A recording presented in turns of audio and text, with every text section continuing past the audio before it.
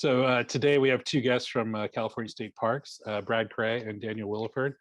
Brad's the program manager for the Interpretation and Education Division of California State Parks, and Daniel is a park interpreter at Point Lobos State Natural Reserve. So both of our guests bring the wonder of our parks to students throughout the state with the Ports Project. So let's welcome Brad and Daniel to CEVACon. Hey guys, how you doing? There's Brad. And Daniel, great, thank you. There's Daniel. All right, perfect. So we're going to start with Brad. So Brad, what is the Ports Project? What is this whole thing? Yeah, cool. Well, Ports stands for Parks Online Resources for Teachers and Students, and we were started in the early 2000s as a distance learning program to bring our parks to the wonderful students around California and now around the world. As you may know, if you visited any of the 280 state parks around California, we have wonderful stories to tell. And those stories come from natural history, cultural history, exercise, recreation, mental health, all the things that are good for you. So we bring those stories and the wonderful people like Daniel, who you'll meet today, into the classroom. Cool. So what parks can students and teachers connect to remotely? Like, is it every park or is it certain ones? Well, prior to our disruption last year in March, we had about a dozen parks that were doing distance learning. And I would like, if any of the students that are on actually ever participated in a live Ports program in their classroom, you go ahead and chat that in. That would be awesome. And if not, that's okay too. But prior to COVID, we had about a dozen parks around California doing it. And now we have about 40 different California state parks. It's certainly not all of the parks that we represent in the state park system, but it's a really good smattering of the stories that we can tell. That's cool. So I know you've got some 360 virtual tours you can show us, and can you kind of describe what people might see on these? Yeah, for sure. So besides the live distance learning stuff that I guess everybody's probably really used to now, we started doing curated resources so that students and teachers and the public could get a better understanding of their state parks if we weren't in a live program. So yeah, we've started doing 360 tours. We've got a lot of very cool video content that we've created on our YouTube channel. We've got lots of stuff. Doug, do you mind if I go into maybe some of the older stuff that we did that kind of lead us up to 360s? Because I think it's kind of maybe helps to tell that story. So I'm going to share a presentation real quick here. It's real short, but I think you'll think it's funny. I hope you'll think it's funny. But I'm going to show you a historical photo of me from 2004 in a classroom doing distance learning with students who were in San Diego, and the park interpreter that you see there is actually in Santa Cruz. So something I want to call out on here, I'm not sure if we have the annotation feature on this, because I know that's shut off in a lot of the education accounts, but you can see right in the middle of this screen here on this stand is a thing. And I want to ask the students if they know what this thing, where my cursor is pointing at, what this thing is on this stand. You can go ahead and chatting your response. If you think you know what that thing is, go ahead and chat that in. Silver thing right in the middle here. I see one chat come through. Let's see here. A projector, good question. Projector will be facing the other way. A camera, good question, good answer.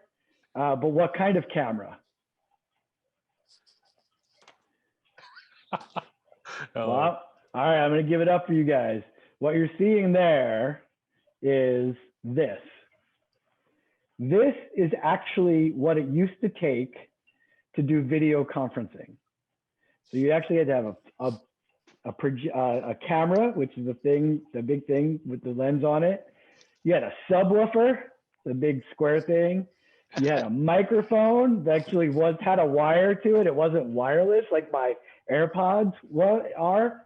And the thing in the middle actually allowed you to share content from your laptop, like I'm sharing today, all from one device.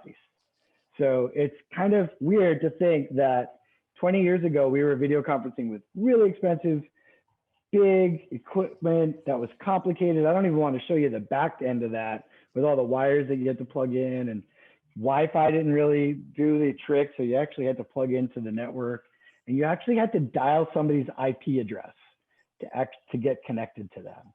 So all of those things had to happen in order to get connected. And we did it in really cool places. We did it in the places that you're going to see today where Daniel's at. We did it in historic sites like Hearst Castle and the state capitol and some of our California missions, and all the way up in the redwoods and all the way out in the desert and all the way out to the Eastern Sierras where this picture from behind me is. So I wanted to share that with you and just give you an idea. Here's an older picture of one of our green screen studios, again, with that camera in place there and our interpreter talking to students on the other side. We've come a long way for our internal stuff. We do use video mixers now. We have, multi-screen operations. The green screen behind Rhiannon here is actually a cyc wall. So we could have a 2-camera setup. So we could actually do 2 different shots and bring in lots of different content and engage different modalities in our live programs. And once we started doing a lot of indoor stuff, we started going outside of our studios. So we moved into some really great places where people could not actually visit, even if you came on a trip, like our paleontology lab in Anza Borrego Desert State Park. And then, of course, we went outside. And so this fine young man right here is Daniel himself from the other side, doing what he does best, which is engage with students in live distance learning. But I did want to share with you also, I know we were kind of discussing beforehand, like what's the future of our live programming look like? And I think I didn't share my sound, so I'm gonna go ahead and try this again. Oh, I did, okay. But basically we're doing a lot of underwater video now. We're doing underwater broadcasting. So this is something we did from Lake Tahoe. And I would encourage you to join something that we're doing on World Oceans Day on June 6th, 7th, and 8th, where we're going to do live underwater stuff with our scuba divers from California State Park. So I'll just play a real quick video clip of this. Here's one. What is that? So this looks like a little piece of some type of plastic. I'm not exactly sure what it came from. But one thing I've been seeing a lot while we're diving in Lake Tahoe is evidence of humans. Of course, humans don't live here underwater. So what is all of our stuff doing down here? This is an example of something that definitely doesn't belong in Lake Tahoe, which is so we're doing lots of cool stuff, live, outdoors, indoors, historic sites, above ground, below water, and I have what they say is a face for radio.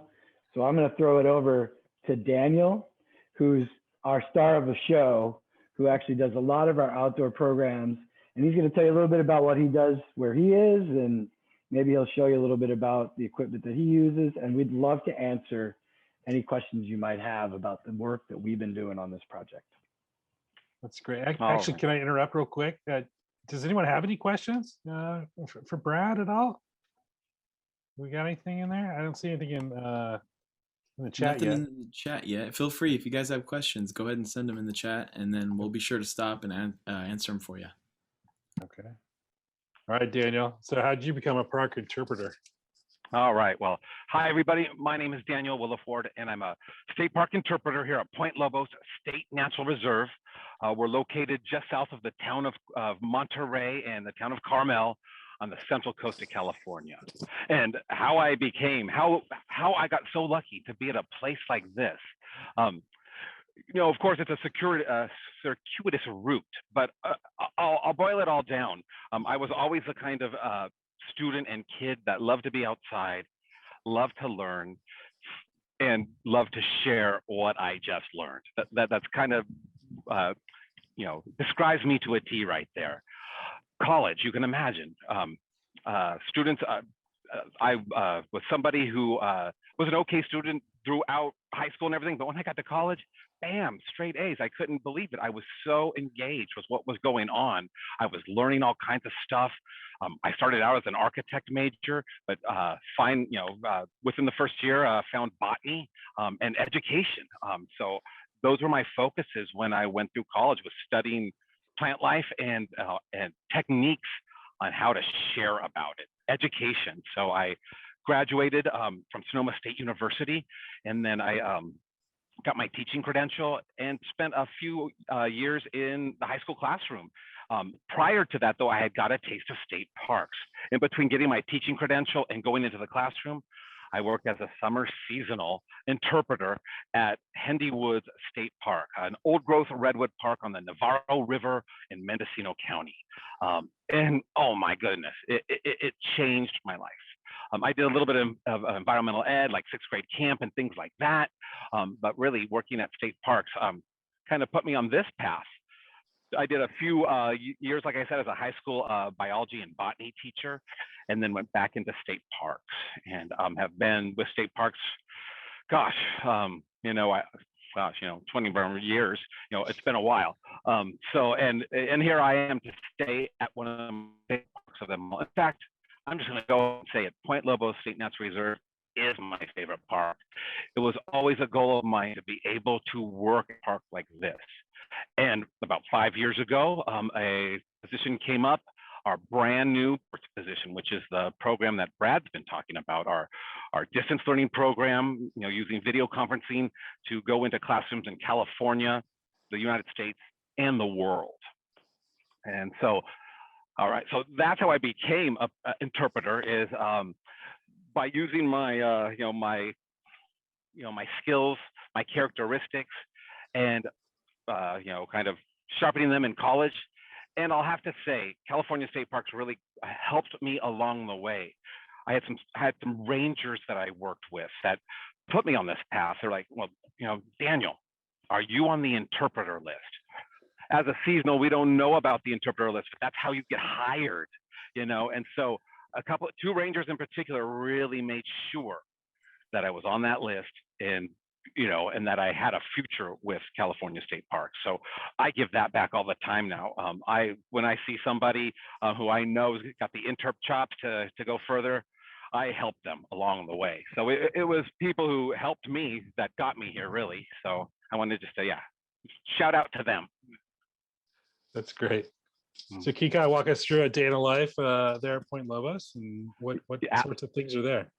Absolutely. Well, Point Lobos is a very unique place. It's a state natural reserve because it's a combination of animal and plant species that don't occur together anywhere else.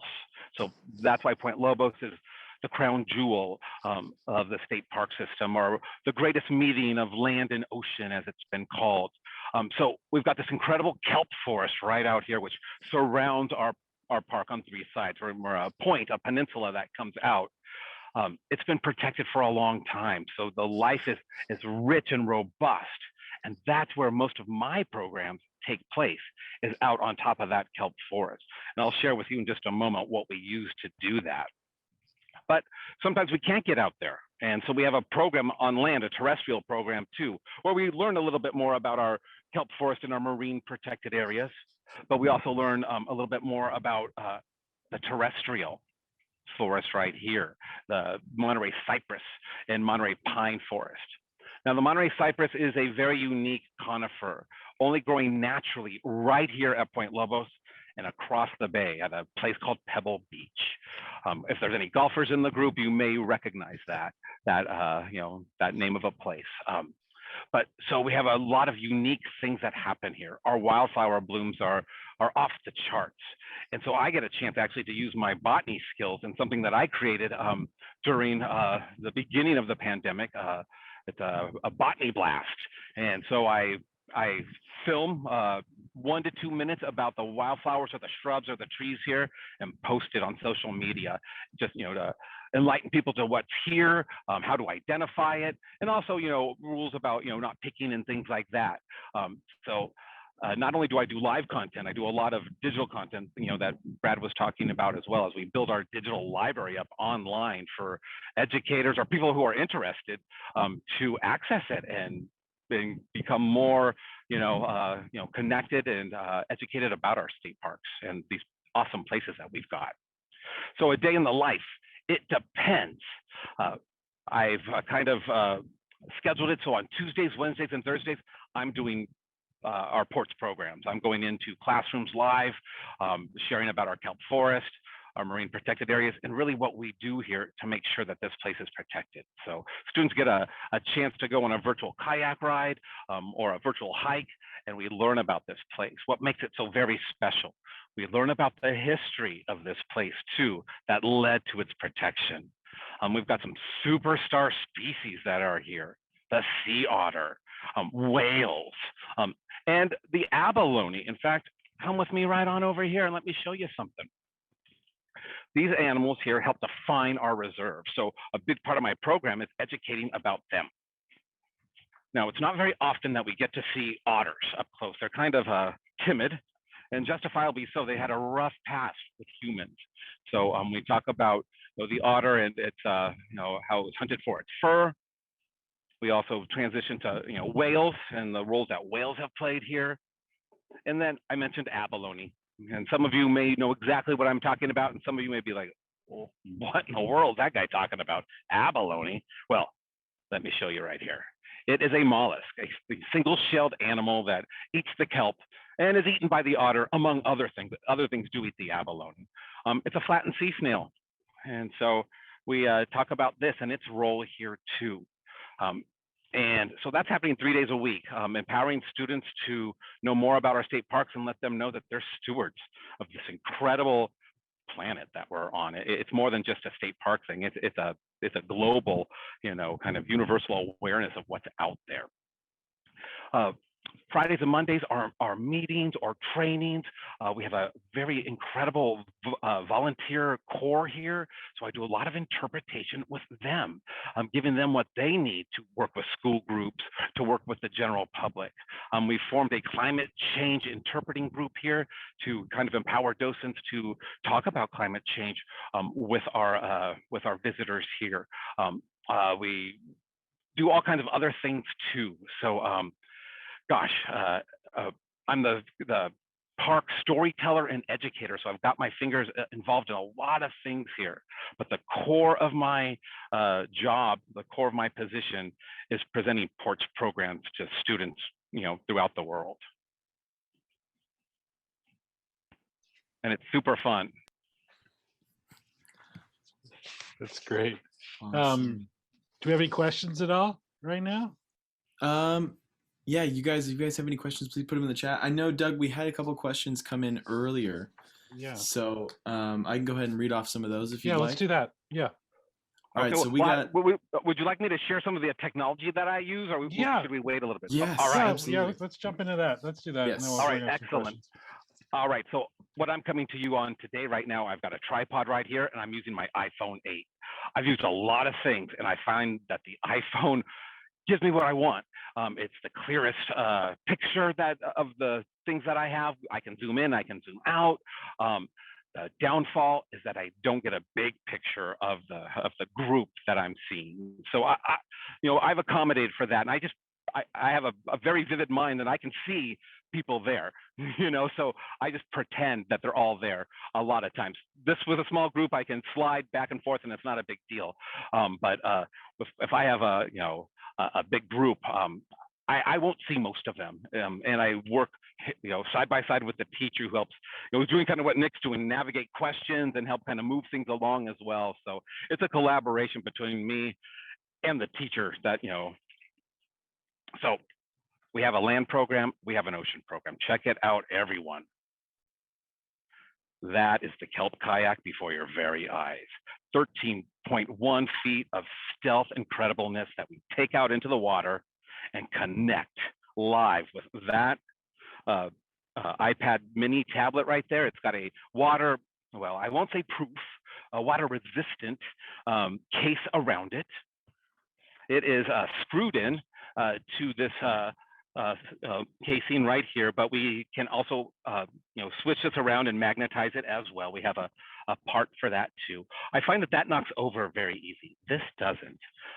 This is connected through something called a RAM mount, so I can make this as small or as large as I need to. I can move it back and forth.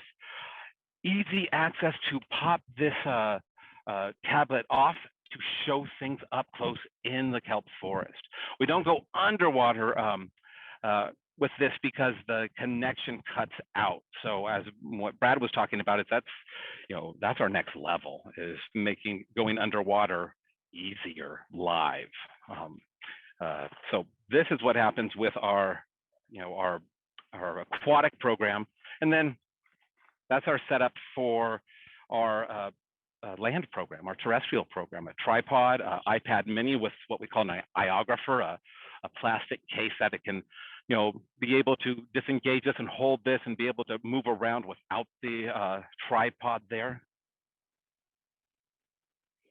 I haven't used camera tracks. No, that's a good question. A few other things that we use. I've got my table full of technology right here. I'm branching out a little bit. We were given some Surface Pros, so I've been using that a bit. It's a little bit newer than some of the things I have.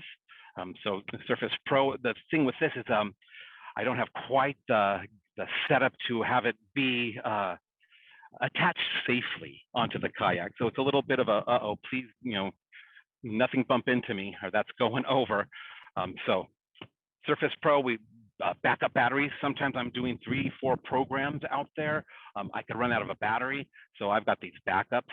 I have to do a shout out for this ASUS. I've had this for 5 years and it still delivers. It's actually my most dependable battery that I have. But I also have some from Belkin, which is awesome too, and then a solar battery as well. Now, I do a lot of digital content, and so GoPro is something that I use. And I've got this kind of homemade, this was put together by our great IT guy, Sean Brown. And I got this cord to put on it, and it's a 20-foot cord, so I can drop this into the water and record. And then I post it on our YouTube channel, which I encourage you to check it out. We have a ports YouTube channel, but we also have the Point Lobos Interpreter channel, which you'll be able to see footage from the GoPro, taken right here at Whalers Cove at Point Lobos, and then students. Hey, Danny, and can you teachers. show us the mount, like where that cable goes into the side of the GoPro? Can you show us that? I sure can. And then how do you keep the water from staying out? Well, GoPros are amazing because they make them now so they're waterproof. So the GoPro comes in a case here. You don't need to see me talking about this. The GoPro comes in this case right here. I screw it in right here. And this is all just cheap PVC plastic that was probably found, in our maintenance yard or something. And so this is just attached to here. I turn it on, drop it in. And one of my favorite things to do is just tie this to the side of the kayak and paddle. And then it's a virtual kayak ride underwater, or maybe a virtual snorkel. Yeah, it's not a port sprung without duct tape. Absolutely right. And a little shout out for GoPro. And this particular contraption that we use is just over this hill right here. This is Cannery Point, and there's a beautiful, the ocean's on the other side of this. One afternoon, I was going out to get some footage using our GoPro in this setup right here, and I don't know what happened. I'm pretty tight. I grabbed things pretty tight. I didn't think this was going to slip out of my fingers. It almost came like butter.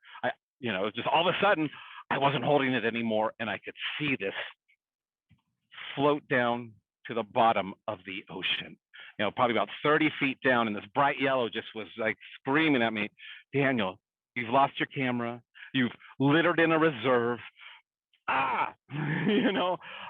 So being crafty, I call our dive group. We have a state parks dive crew, and they're always looking to go out and kind of recertify and keep their skills sharp. So I said, hey guys, I got something for you to do. There's a GoPro with a 20-foot cord, right off Cannery Point. So I'll take you out there. You guys can dive down and get it. Easy, right? We couldn't find it, unfortunately, and so I gave up on it. 3 weeks later, I come into our park here, and I at the entrance kiosk, I say, Daniel, somebody turned something in that's yours. I'm like, what are they talking about? They pulled this out. And I go, oh my gosh. They're like, yeah, a group of divers found it, and they knew it had to belong, to the park, so they turned it in. It was underwater in the ocean for 3.5 weeks, and it still works. So amazing. Yeah, and I got to see, I was hoping that it would capture some incredible footage in that time. What I did see it capture is it falling down to the very bottom of the ocean and then getting lodged in and never moving. So it was 37 minutes of just hanging at the bottom of the kelp forest with nothing incredible happening at that moment. So yeah, a shout out to GoPro. They really do make a quality product that delivers. So yeah, I use it a lot for underwater footage, and it's awesome. Now, that's a baby thing compared to what I'm about to share with you. What I'm about to share with you is something that we called Moby. Moby is a mini ROV made by Trident, and we can take it underwater and we can film, and we're just getting some technology to go live with Moby as well. So let me show you what Moby looks like. It's right over here. There it is. Moby's attached to this cord. This is a 300-foot cord, about 100 meters. And we connect, Moby has, an app that we connect through. We use this right here to control Moby out there. And Moby will use its camera and lights to take footage in the kelp forest. And like I said, we haven't gone live yet with Moby, but there's talk and equipment that I have heard recently about that will enable Moby to go live underwater. And that's the dream. I mean, on the kayak, I'm on top of the water, and that's awesome. It's incredible. But to take it a step further and go under the water to show what's really under there in our kelp forest and marine protected areas just takes it to a whole nother level. And that's what we want to see happen. Like I said, this is on, and taking places are takeable to places that they might not normally go to, but underwater is even more so. So, as Brad was talking about, that's the next big step. And it's been in the works for a long time. Yeah, Brad's putting some Moby footage right on up there. There's a lot of it. And, I'll just say, I'm a little bit older, and when I was a kid, it was all about Atari and like joysticks and Pac-Man, all that stuff. So this isn't as easy for me.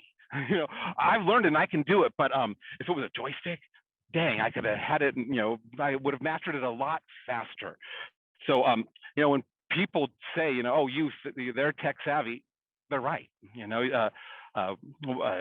Digital natives, I've heard that term, and embrace it, students. It's such a great tool. And this is coming from somebody who didn't necessarily have a tech background.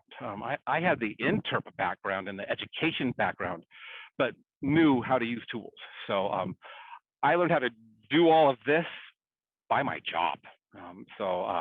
I didn't go and study this. It just was like, all right, Daniel, we're doing a distance learning program and you're on. Here's your stuff, make it happen.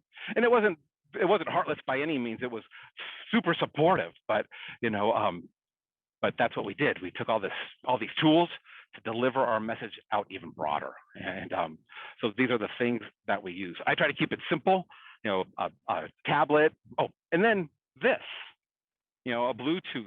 I can hear much better with this. You could probably hear me better with this, but we didn't start with this. I keep this around to, just for my humble beginnings. This is what I used to hear and for people to hear me. So I had a like a, a carabiner type thing attached here, even out on the water. It was silly, so I was so glad to graduate to this because this made a huge difference. So yeah, this was 5 years ago, and now there's probably even something better than this. But this is what works for our program. So yeah, super cool. It's really fun to be able to use all these things, to be able to share parks, AirPods, to share parks and our message that, really it's up to us to make sure that places like these always exist. So I use technology to further the mission and how awesome state parks are. It's great. That underwater system, that looks so cool. So the yellow cord that's attached to it, is that to retrieve it right now? That's all it does, or is it running power to it as well? Yes, it's a Wi-Fi connector too. So this is like a little power source right here, and so when this is all plugged in, it gets its Wi-Fi from that connects to, this really, sophisticated, super cool, game controller right here. So yeah, and navigating this through the kelp forest is hard. Lots of kelp tanglements, lots. So, but yeah, it's part of the fun. That's great. So, hey, Nick, can we pull Haley's question up? Pull Haley up onto the screen to ask her question. Yeah, Haley, I'm going to pull you up on Spotlight right now. If you want to ask your question, go for it. Hi, I was just going to ask, what's your favorite thing to shoot or film while you're out there? I just know there's lots of different cool, pretty things at the state park, but what's your favorite thing to be able to kind of do? Well, two things. I'm wild about flowers, so filming flowers is a thing I love to do. But really, dropping Moby into the water or the GoPro into the water and just seeing what happens.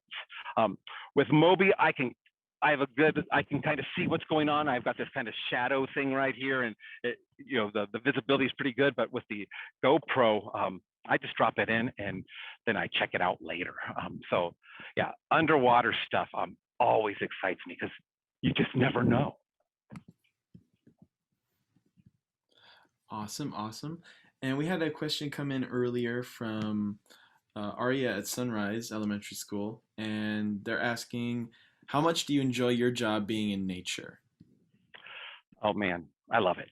You can probably tell, yeah, it's super fun to be out here and help people make those connections. I get to be outside a lot of the time in one of the most glorious places. So yeah, I'm pretty happy.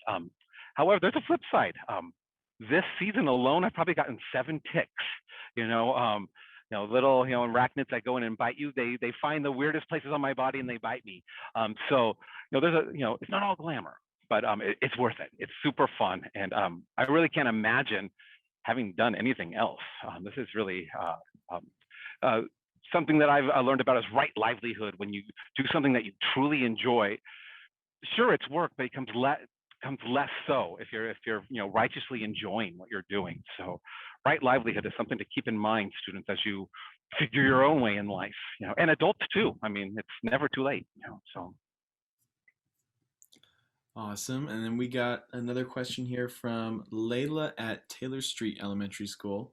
And they're asking, is there any experience that stands out as special or unexpected or a close call? Something you couldn't wait to go home and tell everyone about?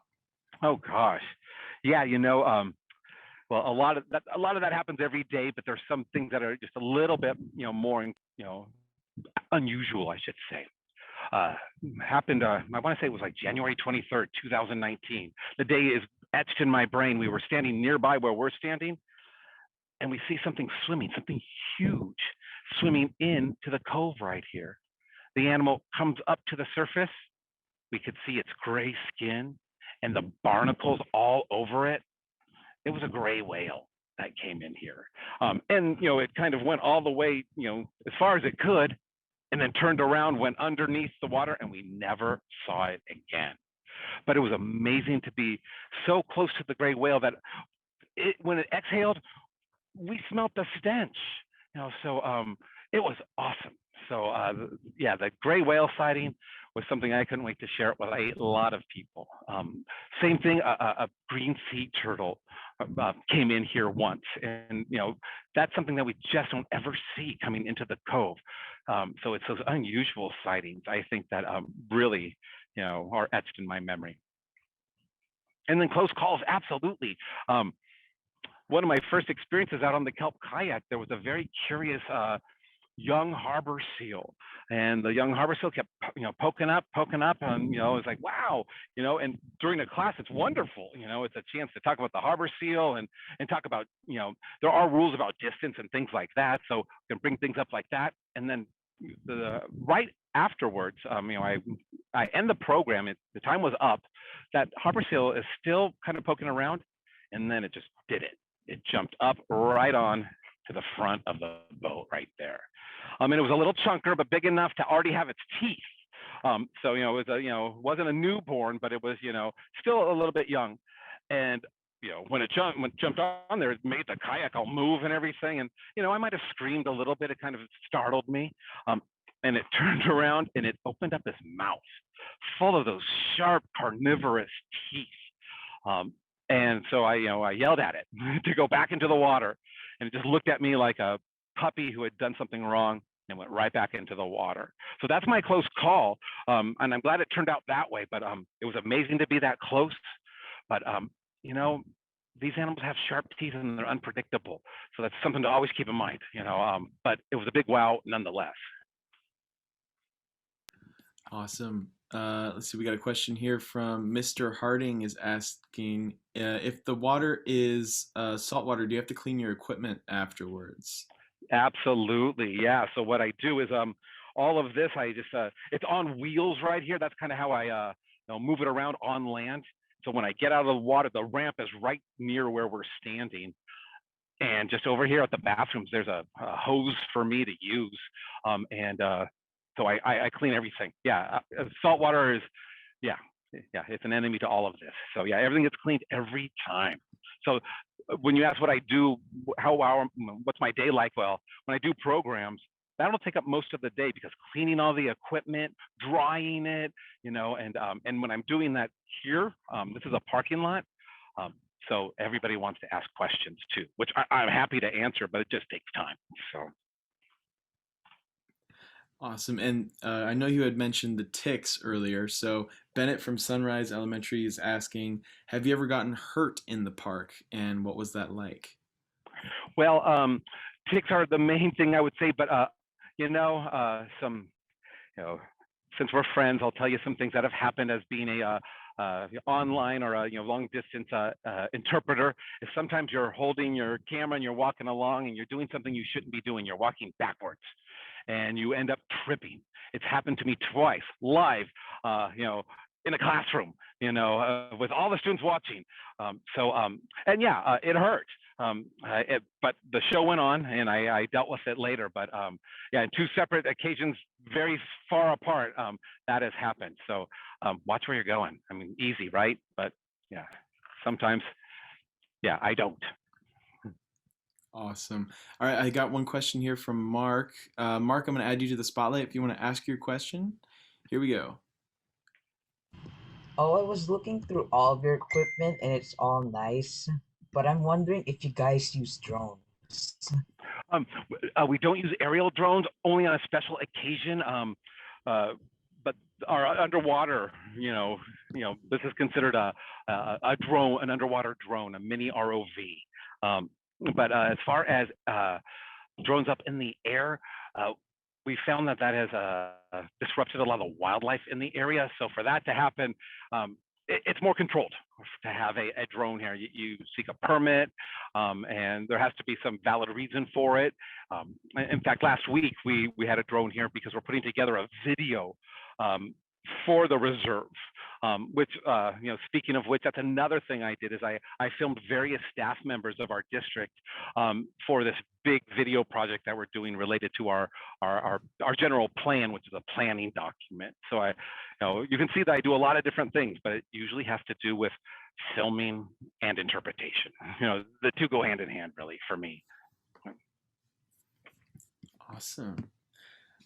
Let's see. Do we have any other questions in the chat? If you guys have any more questions, feel free to send them in the chat.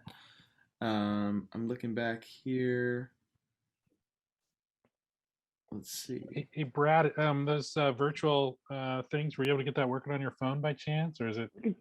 We can try it again. Let me see if I can get this. All right.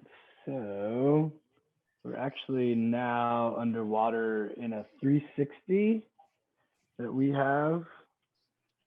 This is an app done through a company called Time Looper, and it'll allow you to explore underwater where Daniel is. Got some cool content in there. And what we really like about it is, so I know it takes a second for this to catch up, so hang on one sec. There's the content. I'm actually showing you this wirelessly through my iPhone. And in 1 second, you're gonna see a big map. And my backyard. But so this is kind of a scale size map of Point Lobos, and Daniel would be over in the cove that'll show up in the upper left there. That's where he would be. And then I'm going to show you real quick one more underwater here. So we're going to go like this and go underwater to the kelp forest. So let's take just a second. This is something you guys can download in the App Store. It's called Explore with no E. It's Explore, Dive into Point Lobos. Or you can find it on our digital content page. Hang on a sec. I know this. Actually, I think that might be stuck. So let's see here. Oh, nope. There we go. A little bit of a lag.